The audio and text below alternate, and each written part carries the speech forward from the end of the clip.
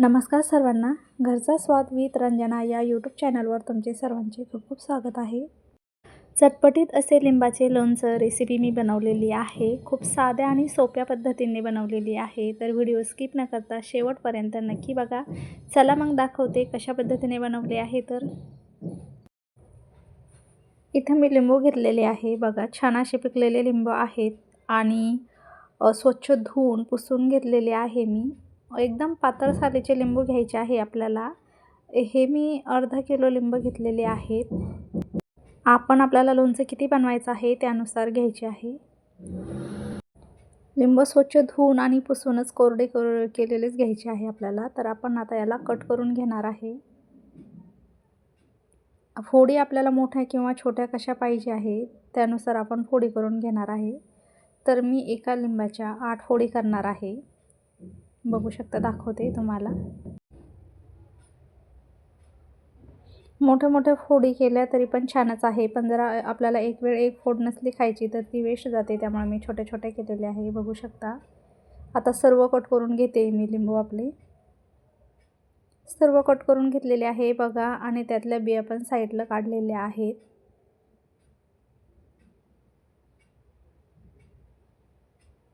बघा, एकदम ताजे आणि फ्रेशच लिंबू घ्यायचे आहे आपल्याला लोणच्यासाठी. तर ह्या बिया काढून टाकायच्या आहे आपल्याला. बिया लोणचंमध्ये घ्यायच्या नाही आहे. तर मी एका बाउलमध्ये काढून घेतलेले आहे लिंबाच्या फोडी. बघू शकता. तर चला, यावर आता आपल्याला हळद आणि मीठ टाकायचं आहे. अर्धा किलो लिंब आहेत हे, त्यानुसार मी मीठ टाकणार आहे. तर पोह्याचा जो चम्मच असतो तो चम्मच भरून 4 चम्मच मी यावर मीठ टाकलेलं आहे. आपण मीठ कमी किंवा जास्त आपल्या अंदाजानुसार करायचं आहे. तर मी अर्धा किलो लिंबाला 4 चम्मच घेतलेले आहे मीठ.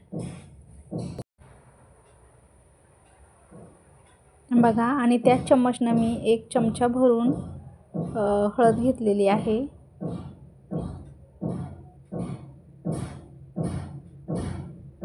एवढी हळद बस होती याला. 4 चम्मच मीठ आणि 1 चम्मच हळद, हे प्रमाण अर्धा किलो लिंबाच्या लोणच्यासाठी बरोबर आहे. आपण कमी जास्त करू शकत असाल तर नक्कीच करा. आता हे सर्व छान मिक्स करून घ्यायचं आहे आपल्याला. बघा, हळद आणि मीठ पूर्ण फोडीला लागलं पाहिजे. छान मिक्स करून घेतलेलं आहे. बघू शकता. आता ह्या ज्या लिंबाच्या फोडी आहेत त्या आपल्याला एका भरणीमध्ये भरायच्या आहे. जर का आपल्याकडे काचाची भरणी असेल तर काचाच्याच भरणीत भरा, पण माझ्याकडे नाही आहे त्यामुळे मी प्लास्टिकची भरणी घेतलेली आहे. स्वच्छ धुवून कोरडी करूनच घेतलेली आहे. आपण पण स्वच्छ धुवून कोरडी करूनच घ्यायची आहे. आणि आता हा लिंबाच्या फोडी मी यामध्ये टाकून घेते सर्व.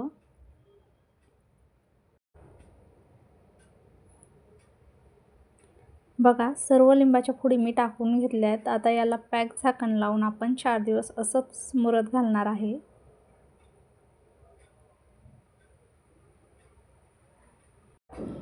लोणचं भरणीत भरून ठेवल्यानंतर त्याला रोज फिरून घ्यायचं आहे.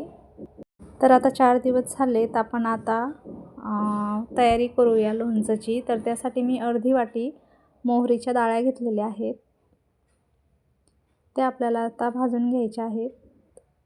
जास्त भाजायच्या नाही आहेत आपल्याला, आबडधोबडच भाजायचे आहे.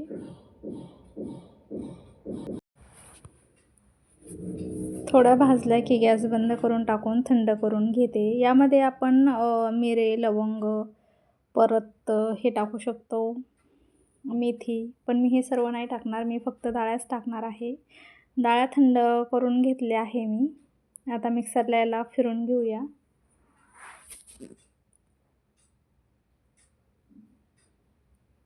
बघा, जास्त बारीक पण नाही करायचं आहे आपल्याला डाळ्या. एकच फिरून घ्यायची. दाखवते मी. बघा, अशा जाडसरच ठेवलेल्या आहेत.